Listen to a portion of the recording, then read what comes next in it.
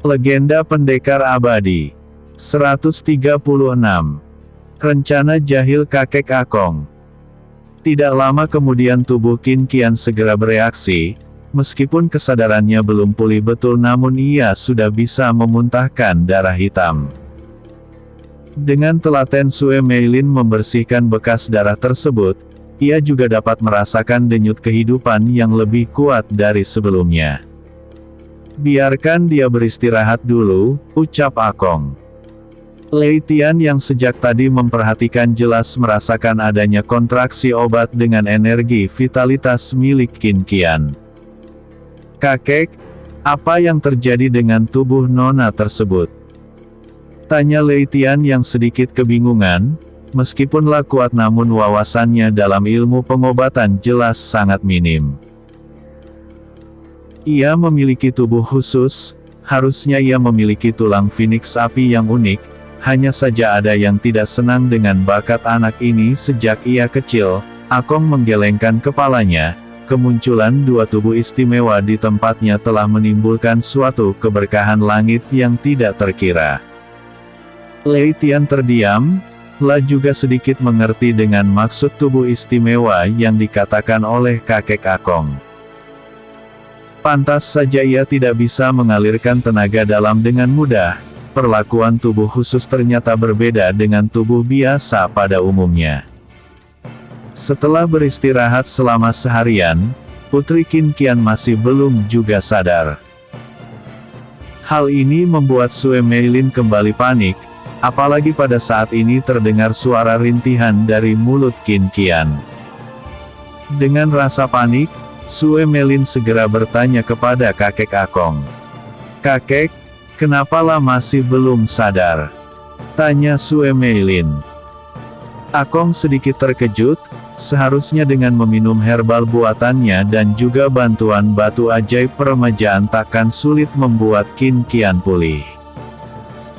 Tetapi dalam hatinya ia sedang merencanakan sesuatu. Hal ini berkaitan dengan kesembuhan Qin Qian secara permanen. Kondisi tubuh khususnya tidak bisa merespon dengan baik. Aku khawatir hal ini bisa membahayakan nyawanya. Mendengar ucapan dari kakek Akong, wajah Sue Meilin tampak jelek. Ia tidak menduga jika tubuh khusus yang dimiliki oleh Putri Qin Qian akan berdampak sebesar ini. Lalu apakah ada cara untuk menyelamatkannya? Tanya Sue Meilin lagi.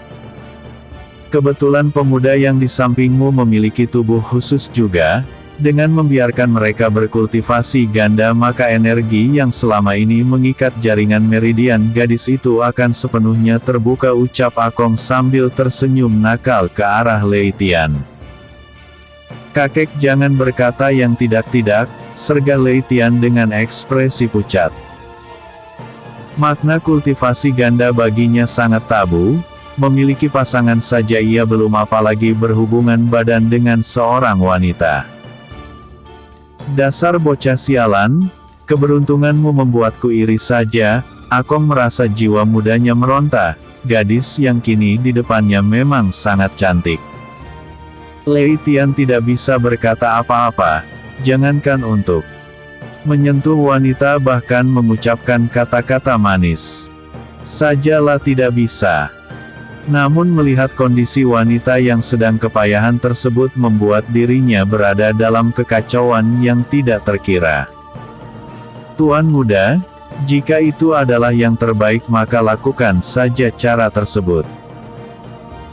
Aku tidak maulah meninggal begitu saja, juga harus membalas kematian orang tuanya," ucap Sue Meilin. Juga bisa menilai jika Lei Tian adalah sosok pria yang pantas untuk Putri Qin Qian. "Kakek, apakah tidak ada cara lain? Bukankah waktu itu kakek bilang jika aku harus menjaga keperjakaanmu?" tawar Lei Tian mencoba menolak dengan halus. "Tentu saja tidak, anak ini sama dengan dirimu. Memiliki tubuh khusus. Sepertinya ia memiliki jenis tulang Phoenix api. Jika dibiarkan dengan kondisi seperti ini maka ia akan meninggal dengan sangat mengenaskan," jawab kakek Akong dengan sedikit menahan senyum. Lalu bagaimana dengan diriku, ucap Lei Tian kebingungan. Apalagi yang kau khawatirkan? Kau sudah berada di ranah pendekar keabadian sehingga hal tersebut tidak perlu kau jaga lagi.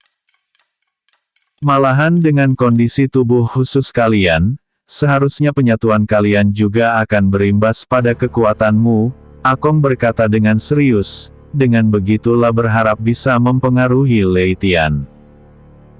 Pada saat ini Lei Tian kembali mendengar rintihan kesakitan dari mulut Putri Qin Qian, hal ini membuatnya serba salah. Tuan muda. Terdengar suara Sue Melin memohon. Baiklah, jika begitu tinggalkan kami berdua, ucap Lei Tian dengan sedikit ragu. Ingatlah, ia sangat membutuhkan pertolongan darimu, ucap Akong dengan senyum jahil. Padahal apa yang dipikirkan oleh Lei Tian tidak seburuk keadaan yang terlihat. Apa yang terjadi pada Qin Qian adalah proses penyembuhan yang lumrah terjadi. Namun karena minimnya pengetahuan Lei Tian di bidang ilmu pengobatan membuat dirinya mudah dikibuli oleh Akong yang sudah hidup malang melintang tersebut. Tidak lama kemudian Akong dan Sue Meilin keluar dari dalam gua. Mereka membiarkan Lei Tian yang akan melakukan kultivasi ganda dengan Putri Qin Qian. Di dalam gua, tampak Lei Tian yang kebingungan. Bersama dengan Putri Qin Qian membuatnya bersalah, membayangkan dirinya yang akan menyentuh putri tersebut membuatnya berpikir yang tidak-tidak. Apakah harus dengan seperti ini, gumam Lei Tian dalam hati. Suara Qin Qian kembali terdengar, membuat Lei Tian semakin kalut. Maafkan aku Nona, semoga di kemudian hari kau tidak membenciku, ucap Lei Tian sambil mendekati Qin Qian. Detik berikutnya Lei Tian memandangi tubuh Qin Qian, selama beberapa saat ia juga tidak bisa menahan naluri kelelakiannya. Ia merasakan jika gelora mudanya tiba-tiba memacu jantungnya menjadi lebih cepat. Setelah memandangi wanita di depannya dengan lekat, Lei Tian mendaratkan ciuman pertamanya dengan lembut di kening Qin Qian. Ada rasa bersalah yang bercampur dengan perasaan suka di hatinya. Selanjutnya Lei Tian mengandalkan instingnya untuk melakukan proses kultivasi ganda bersama Qin Qian. Selama beberapa waktu, Lei Tian akhirnya berhasil melakukan kultivasi ganda bersama Qin Qian. Dalam tempo waktu tersebut Lei Tian juga bisa merasakan aura kehidupan Qin Qian bertambah kuat, juga bisa merasakan bahwa kesadaran Qin Qian perlahan muncul. Apa yang kau lakukan padaku? Tanya Qin Qian yang sudah tersadar. Posisinya masih belum bergeser dari tubuh Lei Tian. Nona, maaf. Semua tidak seperti yang kau pikirkan, aku hanya sedang menjalankan proses pengobatan terhadap dirimu, jawab Lei Tian yang kini segera menyudahi gerakannya. Ada rasa malu yang tidak bisa disembunyikan oleh Lei Tian, pada saat ini ia merasa bersalah yang tidak terkira. Ada perasaan takut jika ia dianggap sudah melecehkan wanita yang belum ia ketahui namanya tersebut. Sementara Qin Qian yang merasakan sakit di bagian intinya, masih merenung dengan apa yang sudah terjadi. Ingatan terakhirnya terpaut saat ia berada dalam penyelamatan Sue Meilin. Setelah itu ia merasakan kesakitan yang tidak bisa ia ucapkan hingga baru sekarang ia tersadar kembali. 137. Melakukan kultivasi ganda. Menyadari jika pemuda di depannya telah menyentuhnya, ada tatapan rumit di wajah Qin Qian. Di sisi lain juga merasakan jika tubuhnya memang terasa lebih baik, artinya pemuda di depannya tidak sedang berbohong. Siapa namamu berani berbuat seperti ini kepadaku? Tanya Qin Qian sambil menutupi bagian tubuhnya. Namaku Lei Tian, maafkan atas kekurang-ajaran yang telah aku lakukan, jawab Lei Tian yang sudah memakal pakaiannya kembali. Hah? Lei Tian, bukankah kau sudah meninggal dan kau juga berasal dari Akademi Kekaisaran? Tanya Qin Qian dengan nada tidak percaya. Benar, itu aku. Tapi seperti yang kau lihat, aku baik-baik saja. Jenderal Xiaomei tidak sepenuhnya berhasil membunuhku, jawab Lei Tian dengan serius. Jadi orang yang mencelakakan dirimu adalah Jenderal Xiaomei. Qin Qian terlihat sangat membenci nama jenderal wanita tersebut. Pengkhianatan Xiaomei telah menghancurkan keluarganya. Lei Tian menganggukkan kepala. Ia tidak menutupi kejadian yang memang telah meninggalkan luka tragis di dalam ingatannya tersebut. Mengetahui jika lelaki yang kini bersamanya adalah Lei Tian, membuat Qin Qian tersipu malu. Sebelumnya lah hanya mendengar jasa besar Lei Tian yang sudah mengalahkan Kekaisaran Well, kini secara kebetulan dirinya berada dalam suatu keadaan yang sulit ia mengerti. Lalu apa hubungannya dengan tindakan apa yang baru saja kau lakukan terhadapku? Bukankah itu adalah melanggar kepatutan? Putri Qin Qian berkata seolah ingin meminta pertanggungjawaban. Itu berhubungan dengan luka dalam yang kau alami. Hal memalukan ini harus kulakukan agar bisa menetralisir racun di dalam tubuhmu. Selain itu, dengan kondisi tubuh khusus yang kau miliki perlu dibangkitkan dengan kekuatan internal dari tenaga dalam yang kumiliki karena kita memiliki tubuh yang sama. Lei Tian berkata dengan hati-hati, ia takut salah bicara dan menyinggung hati wanita yang sudah ia nodaim. Qin Qian sejenak termenung, ia jelas mengetahui tentang kondisi khususnya. Bahkan ayahnya pernah memberitahu tentang keadaannya yang tidak biasa, hal itu juga yang selama ini telah membuatnya tidak bisa berkultivasi. Apakah yang kau katakan itu benar? Tanya Qin Qian dengan malu-malu. Menurut kakek Akong seperti itu, karena kau sudah terbangun sebaiknya kita segera keluar dari tempat ini, jawab Lei Tian sambil membalikkan badannya. Tunggu, kau sudah membuatku seperti ini. Apakah kau akan meninggalkanku begitu saja? Qin Qian memberanikan diri. Terkait bakat tubuh khususnya tidak ada yang tahu sehingga ia berpikiran jika Lei Tian adalah lelaki yang seharusnya bisa menyembuhkan dirinya. Maafkan aku atas kelancanganku, jika kau ingin memintaku untuk bertanggung jawab maka aku akan melakukannya, ucap Lei Tian yang sudah memikirkan segalanya. Qin Qian lalu bangkit menanggalkan pakaiannya kembali, lalu berjalan mendekati Lei Tian yang hendak pergi. Selesaikan apa yang seharusnya kau lakukan, kau sudah membuatku seperti ini dan aku tidak akan menerimanya jika kau malah pergi dan memanfaatkan diriku begitu saja. Setelah mengatakan hal tersebut, Qin Qian segera memeluk Lei Tian dengan erat. Qin Qian sudah tidak menghiraukan dirinya sendiri. Ia tahu jika hari ini ia bertemu dengan sosok yang tepat. Apalagi dirinya sudah disentuh oleh Lei Tian, jadilah mulai bertaruh atas ucapan lelaki yang merupakan pahlawan Kekaisaran Qin itu. Mendapatkan perlakuan yang tidak biasa dari lawan bicaranya, tubuh Lei Tian kembali menegang. Gairah yang sebelumnya sempat padam, kini terisi kembali penuh gairah. Bahkan dengan kesadaran Qin Qian, gairahnya semakin menggebu, rasa bersalah yang sebelumnya kini berubah menjadi semangat yang membara. Begitu pula dengan Qin Qian, telah melupakan statusnya sebagai putri kaisar.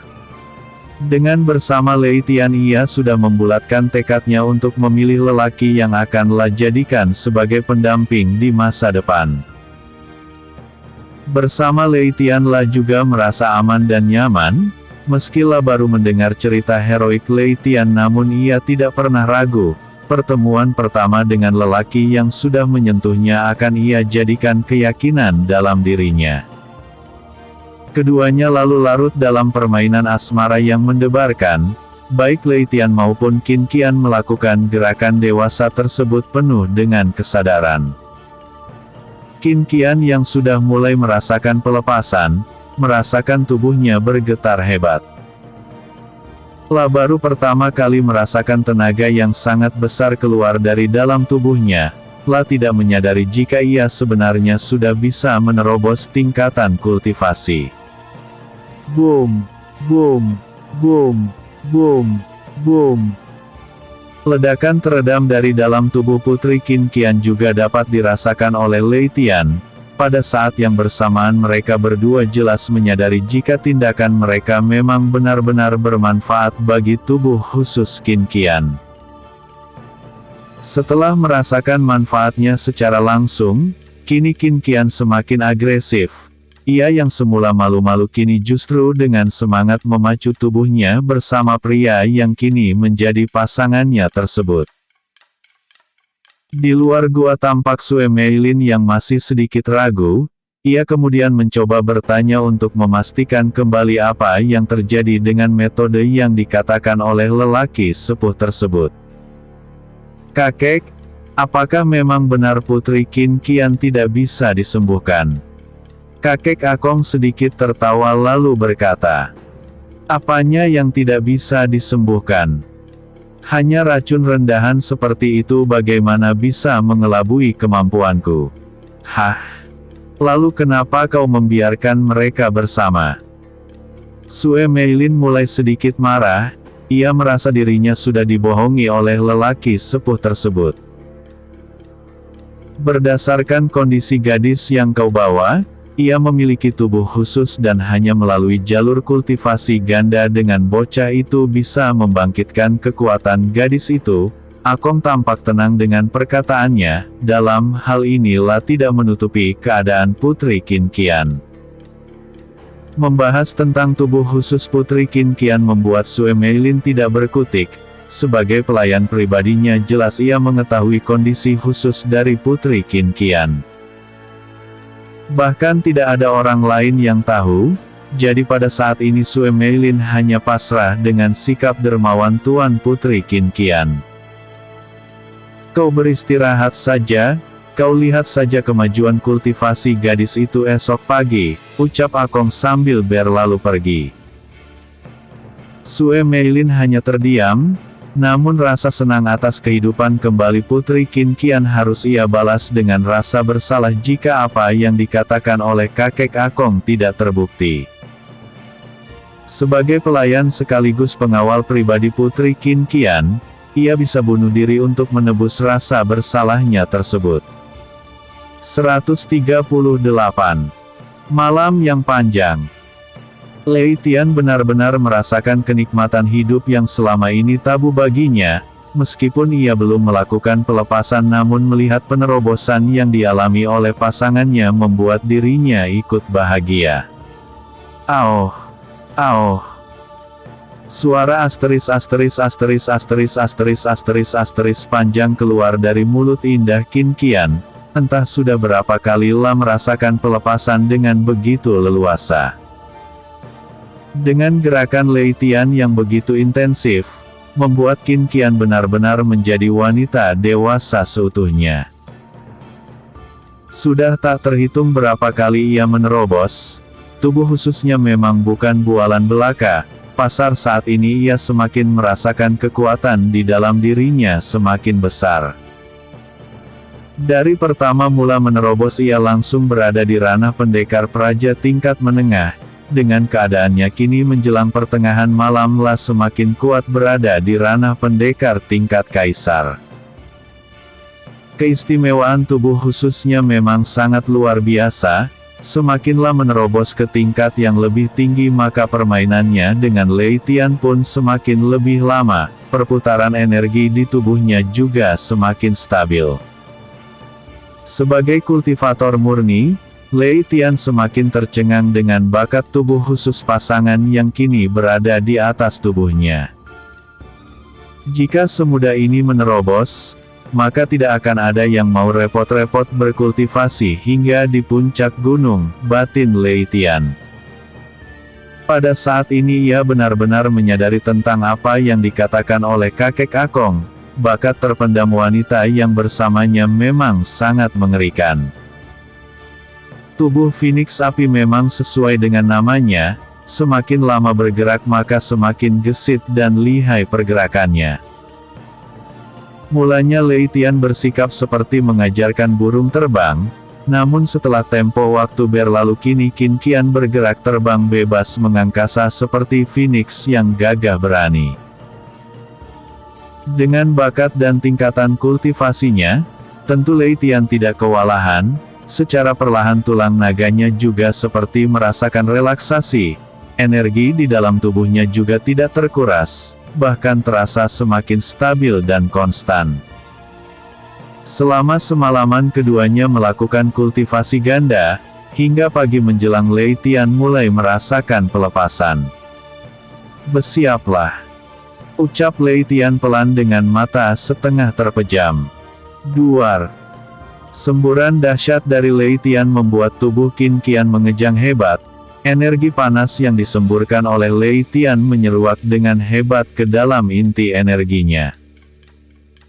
Bagai lahar panas yang mengalir dari puncak gunung, jaringan meridian Qin Qian pun tampak membesar dan menyerap energi dahsyat untuk dijadikan energi murni di dalam tubuhnya. Berbarengan dengan pelepasan Lei Tian, ia juga merasakan keinginan yang sangat kuat untuk menerobos. Energi pekatnya telah membentuk untaian energi baru yang menerobos kepada keadaan yang sangat tidak terduga. Boom! Qin Qian merasakan gerakan tubuhnya mengejang tidak terkontrol, dengan Lei Tian sebagai pusatnya maka Qin Qian tanpa segan mencengkram erat bahu pemuda yang kini menjadi lelakinya tersebut. Di penutupan kultivasi gandanya, Putri Qin Qian berhasil meraih predikat pendekar dewa tingkat awal. Sebuah pencapaian yang sama sekali tidak mungkin orang lain capai hanya dalam tempo satu malam. Lagi-lagi bakat tubuh khususnya telah menuntunnya hingga ke saat ini. Hal ini tidak lepas dari peran Lei Tian sebagai katalisator pembangkit kekuatan internal Putri Qin Qian. Setelah dirasakan cukup, Lei Tian dan Qin Qian segera memakai pakaiannya kembali. Mereka menyadari jika hari sudah hampir pagi. Dengan pencapaian yang dialami oleh Qin Qian dirasa sudah cukup. Adapun Lei Tian ia juga merasakan jika kekuatannya seolah tidak mau habis serta tulang-tulang tubuhnya terasa lebih lentur dan bertenaga. Sambil bersandar dengan mesra, kini tubuh Qin Qian dengan kekuatan barunya yang berada di ranah pendekar dewa tahap awal, membuat Lei Tian berdecak penuh kekaguman. "Ngomong-ngomong aku belum mengetahui namamu," ucap Lei Tian dengan senyum canggung. "Namaku adalah Qian, sedangkan margaku adalah Qin," ucap Qin Qian dengan lembut. "Apakah itu berarti kau adalah putri Kaisar Qin?" tanya Lei Tian. Ia terperanjat seketika. "Benar, hanya saja kekuasaan ayahku digulingkan oleh Jenderal Xiao Mei, entah bagaimana nasibnya kini. Sedangkan ibuku sudah tewas di tangan pengawal pribadi ayahku yang ikut berkhianat," jawab Qin Qian dengan ekspresi sedih. Qin Qian kemudian bercerita tentang kronologis kejadian penyerangan istana Kekaisaran Qin, hingga akhirnya lah berada di tempat ini. Entah kebetulan atau tidak, perjalanan Qin Qian sebelumnya sangat berbahaya dalam upaya menyelamatkan diri dari kejaran orang-orang Akademi Kekaisaran. Lei Tian diam terpaku, entah kenapa kebencian dirinya terhadap sosok jenderal wanita tersebut kian bertambah besar. Meskipun ia baru mengenal Qin Qian, tentu saja wanita tersebut kini sudah menjadi wanitanya yang mesti ia jaga dan ia lindungi dengan segenap jiwa dan raganya. 139. Hubungan istimewa. Qin Qian merasa nyaman dengan hadirnya Lei Tian, luka yang ia rasakan seolah pulih dengan munculnya pria luar biasa yang baru saja menyentuhnya.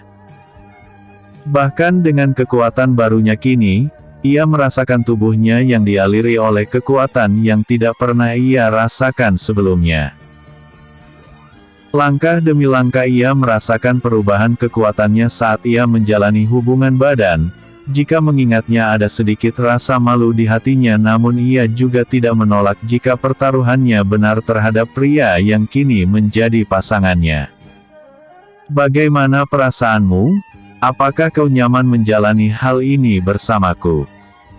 Lei Tian bertanya dengan serius. Pada saat ini dirinya mulai merasakan perasaan suka terhadap wanita yang sudah ia renggut kegadisannya tersebut. Tentu saja aku merasa nyaman, aku tidak mau kehilangan dirimu, jawab Qin Qian sambil mendekatkan dirinya lebih erat. Kamu adalah wanita pertamaku, kelak apapun yang terjadi aku tidak akan menyia-nyiakan keberadaan dirimu. Apa yang menjadi masalahmu adalah masalahku juga, dan apa yang menjadi harapanmu maka akan menjadi tugasku untuk mewujudkannya, Lei Tian berkata dengan sungguh-sungguh. Dengan kejadian singkat ini dirinya sudah bertekad akan bertanggung jawab atas putri Kaisar Qin tersebut. Apakah kamu memiliki wanita lain sebelum mengenalku? Tanya Qin Qian. Menurutnya lelaki seperti Lei Tian mustahil jika hanya memiliki satu wanita. Lei Tian terdiam sejenak, tiba-tiba ia teringat dengan sosok Zhao Yuxi yang pernah menyatakan perasaan kepada dirinya. Tidak usah sungkan, aku tidak akan marah. Apalagi sebagai pahlawan kekaisaran Qin namamu telah membuat beberapa orang wanita seperti menjadi janda, ujar Qin Qian dengan santai. Pada saat seperti ini ia juga teringat beberapa orang wanita yang begitu mengidolakan Lei Tian. Entahlah, sebelumnya memang ada yang sempat dekat denganku. Namun hal itu belum membuat diriku berkomitmen untuk menambatkan hati. Seperti kejadian hari ini, jika awalnya karena tidak terpaksa maka aku juga tidak akan menyentuhmu, ungkap Lei Tian dengan jujur. Terkait dengan wanita, Lei Tian merasa sesuatu yang rumit. Apalagi kejadian pertemuan dengan Qin Qian di tempat yang sangat terpencil ini, sangat aneh dan terlalu sulit diterima oleh akal. Namun apa yang sudah terjadi tidak mungkin bisa lapung kiri lagi. Saat berikutnya Qin Qian yang masih merasakan nyeri di bagian kewanitaannya menatap Lei Tian dengan lekat. Sekalinya ia disentuh oleh lelaki ternyata dengan peristiwa yang terbilang langka. Kendati demikian tidak ada penyesalan, justru ia merasa sangat beruntung bisa bersama dan menjadi pendamping dari pria luar biasa seperti Lei Tian yang fenomenal. Kalau boleh tahu sekarang apa rencanamu? Tanya Lei Tian. Aku ingin membalaskan dendam atas kematian ibuku. Namun sepertinya Bibi Sue ingin membawaku ke tempat kakek di sekte perisai api, jawab Qin Qian yang sudah bisa mengingat runtutan peristiwa dalam ingatannya. Baiklah, aku akan menemanimu dan akan selalu bersamamu, ucap Lei Tian dengan mantap. Terima kasih, kau juga harus mengatakan hal itu di depan kakekku kelak, ucap Qin Qian dengan riang. Tentu saja. Kau sekarang adalah wanitaku. Di masa depan, kau juga akan menjadi istriku. Lei Tian berucap dengan serius, entah kenapalah juga tidak mau kehilangan wanita yang kini tengah bersamanya. Lei Tian merasakan jika kekuatan batinnya sudah terikat sejaklah melakukan penyatuan tubuh bersama Qin Qian, wanita tersebut juga sudah menjadi bagian dari dalam hidupnya. GG, aku mencintaimu, ucap Qin Qian sesaat dirinya menatap pria yang terlihat tampan dan gagah perkasa. Aku juga mencintaimu Qianer, jawab Lei Tian dengan tatapan serius. Wanita cantik di depannya bisa dikatakan wanita tercantik yang pernah lah temui. Baiklah jika begitu kita bersiap. Namun sebelumnya aku perlu membersihkan diri terlebih dahulu, ucap Qin Qian dengan sedikit menahan malu. Kemudian Lei Tian segera bangkit, berjalan keluar sambil menggenggam tangan Qin Qian dengan erat. Getaran cinta di dalam dirinya mulai tumbuh dengan kuat, pegangan erat tangannya melambangkan penyatuan dua jiwa yang saling mencintai. Melihat pemandangan dari dalam gua, Sue Meilin melihat dengan jelas kedatangan Lei Tian dan juga putri Qin Qian yang sudah terlihat segar bugar. Namun hanya langkahnya saja yang sedikit aneh. Hal ini menandakan jika di antara keduanya sudah terjadi sesuatu yang serius. "Tuan Putri, bagaimana dengan keadaanmu?" tanya Sue Meilin yang masih memiliki sedikit kekhawatiran. "Aku baik-baik saja, bahkan sangat baik," jawab Putri Qin Qian. "Tuan Putri, kekuatanmu?" tanya Sue Meilin yang dapat merasakan perubahan yang sangat signifikan terhadap Putri Qin Qian. "Hal ini berkaitan dengan Tian Gege," jawab Qin Qian dengan malu-malu. Lei Tian hanya bisa terdiam, sebagai kultivator yang memiliki kekuatan tidak tergambarlah kemudian mengangkat kedua bahunya. Hal aneh yang berkaitan dengan tubuh khusus kekasihnya tidak banyak ia ketahui. "Hahaha. Dasar bocah. Sepertinya kau sudah terikat dengan keturunan Qin Sang. Jika kau bertemu dengannya katakan jika aku mendukungmu." Kakek Akong muncul tiba-tiba, La tersenyum dengan puas karena apa yang La rencanakan kini berhasil. "Qianer, ini adalah kakek Akong." Kakek Akong adalah orang yang berada satu generasi dengan para guru besar Akademi Kekaisaran. Ia juga yang sebelumnya aku ceritakan terkait metode aneh yang merupakan bagian dari idenya, ucap Lei Tian memperkenalkan sosok kakek Akong. "Salam kakek, terima kasih atas pertolongan kakek," ucap Qin Qian dengan tulus. "Sepertinya tidak sia-sia menyatukan dua tubuh khusus. Anggap ini sebagai ucapan selamat dariku atas peningkatan yang kau capai selama ini," ucap Akong sambil tersenyum kepada Lei Tian dan juga Qin Qian. Mendengar perkataan dari kakek Akong tentu Sue Meilin adalah yang paling mengerti dengan maksud sebenarnya.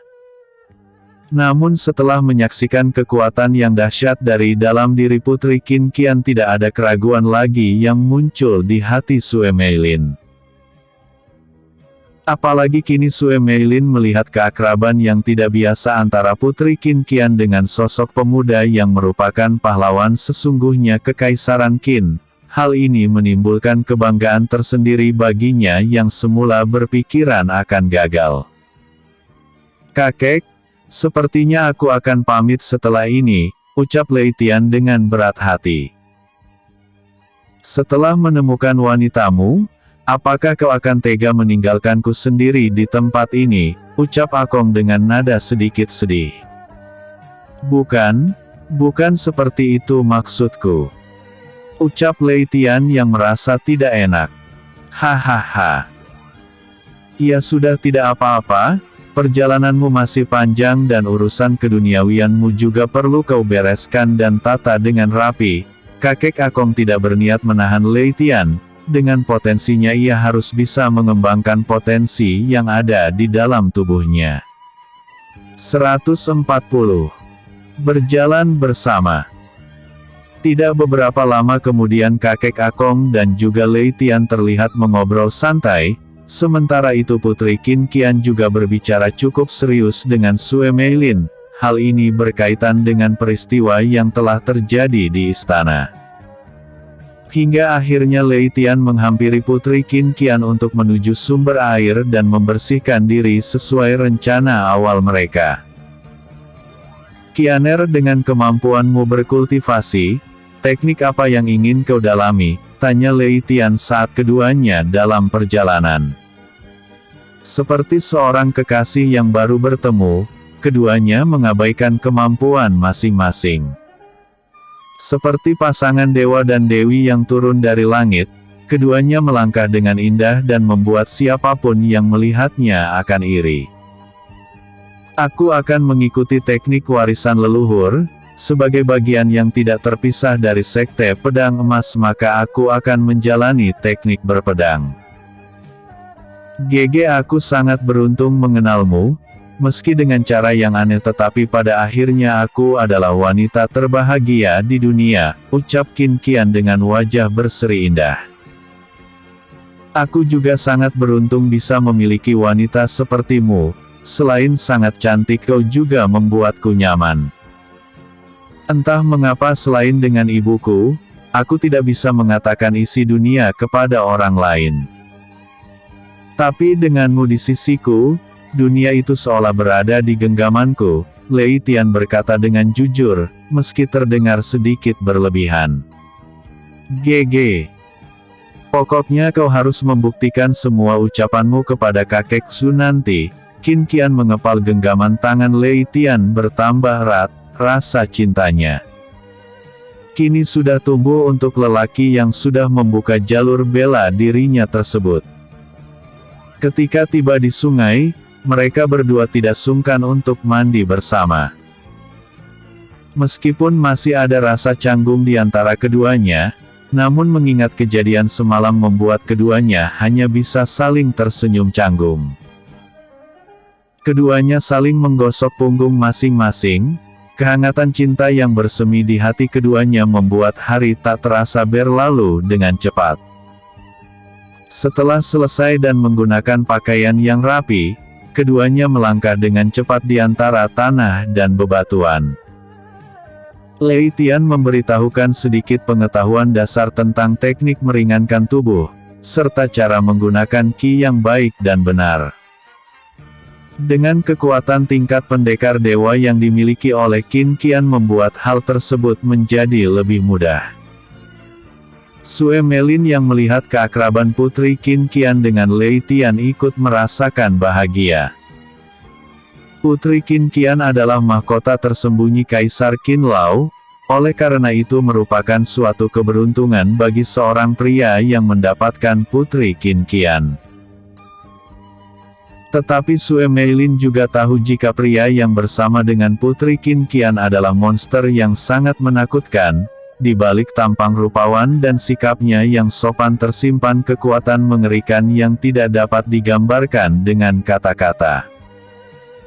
Berita sebelumnya tentang pembantaian pasukan Kekaisaran Wei sangat berkesan, bahkan pendekar tingkat dewa saja hanya mainan di depan pria yang kini bersama putri Kaisar Qin tersebut. Hanya saja Sue Melin tidak tahu sejauh mana kemajuan kekuatan pemuda tersebut. Di bawah asuhan kakek Akong yang terlihat misterius, pastinya kekuatan Lei Tian bukan lagi tandingan Jenderal Xiao Mei. Tuan Putri, kau sungguh beruntung. Dengan bersama Lei Tian, kekejaman Xiao Mei akan bisa dibalas dengan perbuatan yang setimpal batin Sue Melin. Ia benar-benar tidak menyangka akan mendapatkan peruntungan di tempat ini. Lei Tian, kemarilah, suara Akong terdengar memanggil. Ada sesuatu yang inginlah sampaikan secara khusus. Dengan sikap yang penuh hormat Lei Tian menghampiri kakek Akong, sementara Qin Qian menunggu bersama Sue Meilin tidak jauh dari depan mulut gua. Ah, kalian juga kesini saja, terutama kamu keturunan Qin Zhang, Akong berkata sambil memanggil Qin Qian. Aku memberikanmu bocah sialan ini agar kelak kau tahu tentang kebenarannya di masa depan. Bocah ini adalah pewaris Sekte Belati Merah. Jikalau tidak menjalankan tugasnya dengan baik maka jangan segan-segan kau memarahinya. Jangan biarkan ia berkultivasi dengan percuma terhadap dirimu, ucap Akong dengan santai, namun terlihat jelas jika wajah Qin Qian memerah. Putri Qin Qian juga jelas terkejut mendengar pernyataan kakek Akong jika Lei Tian adalah penerus dirinya, yang itu berarti jika Lei Tian adalah patriark dari sekte tersebut. Sebelum kau meninggalkan tempat ini, ada beberapa teknik yang sudah aku sempurnakan dan bisa digunakan oleh murid-murid sekte. Selain itu selama kau di sini aku tidak memberikanmu teknik apapun. Tapi anggap saja wanita yang kini bersamamu adalah hadiah yang bisa meningkatkan kultivasimu di masa depan, ucap kakek Akong sambil tertawa kecil. Dari dalam cincin penyimpanannya ia mengeluarkan beberapa gulungan yang dimaksud. Selain itu terdapat satu kitab yang berbeda dari gulungan yang diberikan. Yang ini khusus untukmu, aku tak mau dibilang kejam olehmu di masa depan. Ini adalah teknik pengobatan dari segala jenis racun. Ada juga formula untuk membuat ramuan yang khusus meningkatkan tenaga dalam serta membuat peremajaan kulit. Akong memberikan gulungan dan kitab tersebut sambil tersenyum. Baginya Lei Tian adalah aset sekte Belati Merah yang paling membanggakan. Satu hal lagi, jangan lupa sering-seringlah berkunjung ke tempat ini, pungkas Akong. Terima kasih kakek, aku dan Kianer akan mengunjungimu di lain kesempatan. Selanjutnya kami pamit dan secara pribadi aku akan menjalankan seluruh pesan dari kakek dengan sebaik mungkin. Setelah semuanya dikira cukup mereka berpamitan, sebelum berjalan Lei Tian kembali menekan tingkat kultivasinya ke titik pendekar pemula. Kejadian ini sontak membuat Sue Meilin terkejut. Namun ia tahu jika pemuda yang ia panggil Tuan Muda tersebut sangat menakutkan dan merupakan jenius yang memiliki jalan pemikiran yang berbeda dengan kebanyakan orang. Informasi tentang Lei Tian banyak ia dapatkan dari orang-orang sekte Belati Merah yang berada di Akademi Kekaisaran. Kekaguman kaula muda terhadap Lei Tian sangat besar bahkan bisa dikatakan melebihi Jenderal Xiaomei. Bibi, sebaiknya kita segera menuju tempat kakek Su. Aku ingin mengenalkan Tian Gege kepada kakek. Aku tidak mau selalu diusili kakek karena belum memiliki calon suami. Sekarang aku akan menunjukkan kepada kakek jika pria yang aku pilih adalah orang yang terbaik. Qin Qian berkata dengan penuh kebanggaan, tetapi tatapannya penuh kemanjaan saat menatap Lei Tian. Baik Tuan Putri, seharusnya kita berada pada jalur yang tidak jauh dari jalan utama.